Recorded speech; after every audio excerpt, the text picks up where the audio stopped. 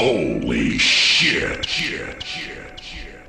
Hello anh em, thì trên kênh của mình hôm trước có một bạn comment là cái mẹo tối ưu hóa Windows của mình có fix được treo vào văng game không.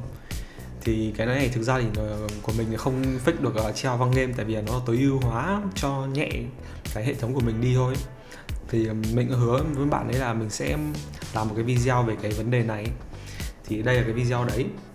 Thì có rất nhiều cái nguyên nhân khiến máy tính của mình bị treo vào văng game, thì mình sẽ đi đến từng cái nguyên nhân và cách xử lý cụ thể nhé. Thì nguyên nhân đầu tiên có thể khiến anh em bị treo vào văng game là có thể do cái máy tính của anh em không đủ đáp ứng cái tựa game đấy.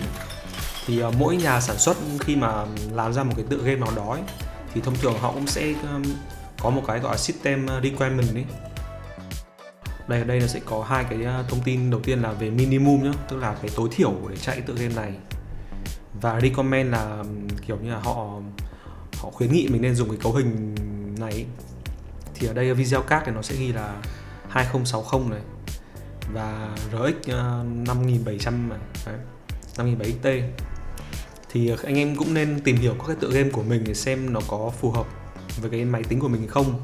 Trong trường hợp mà máy tính của mình yếu hơn so với cái cấu hình khuyến nghị thì so với cấu hình minimum luôn ý, thì anh em có thể là cân nhắc việc nâng cấp cái cấu hình của mình lên, ví dụ như card đồ họa chẳng hạn. Đấy, thì ngày xưa mình có một cái trường hợp là mình chơi con Hogwarts Legacy, mình còn dùng con RX 570. Thì mình chạy con game đấy thì nó không load nổi texture luôn, tức là ban đầu thì vẫn vào được game nhá, nhưng mà cái texture không load nổi, xong rồi chơi một lúc nó bị crash hẳn cái tựa game đấy ra luôn. Đấy, nó bị tràn VRAM mà kiểu không đủ VRAM để chạy. Đấy, thì đấy là một lý do mà anh em hay bị crash game. Một trường hợp khác mà anh em có thể bị crash game là do driver quá cũ.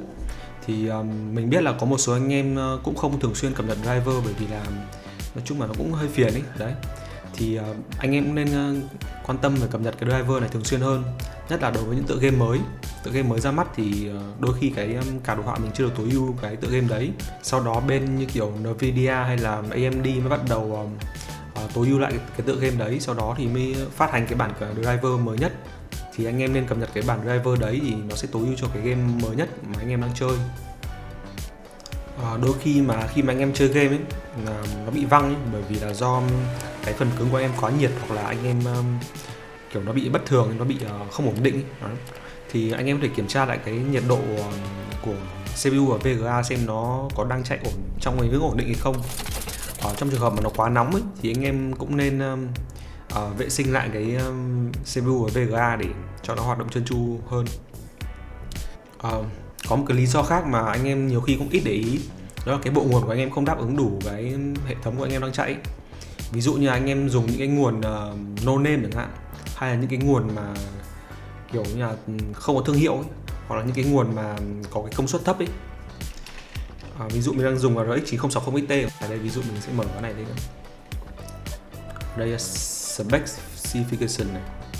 Thì ở đây nó có recommend PSU là 550W này. Hoặc là có một cái trang khác anh em có thể gõ cái từ khóa như thế này này, PSU calculator này.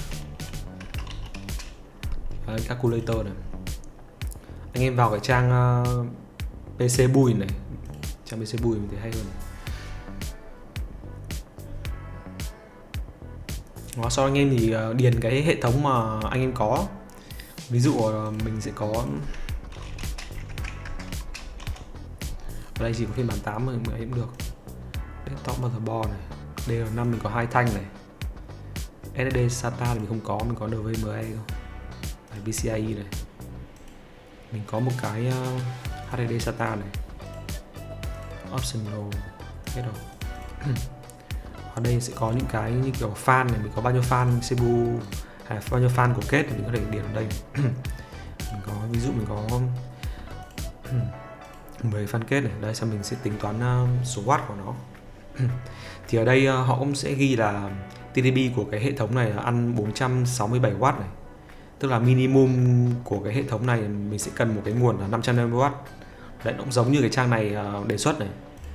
Đấy, và recommend là 650W này, tức là minimum thì mình sẽ cần một cái bộ nguồn 550W công suất thật rồi, và 650W để hệ thống chạy nó mát kiểu cái nguồn nó chạy ổn định hơn ấy.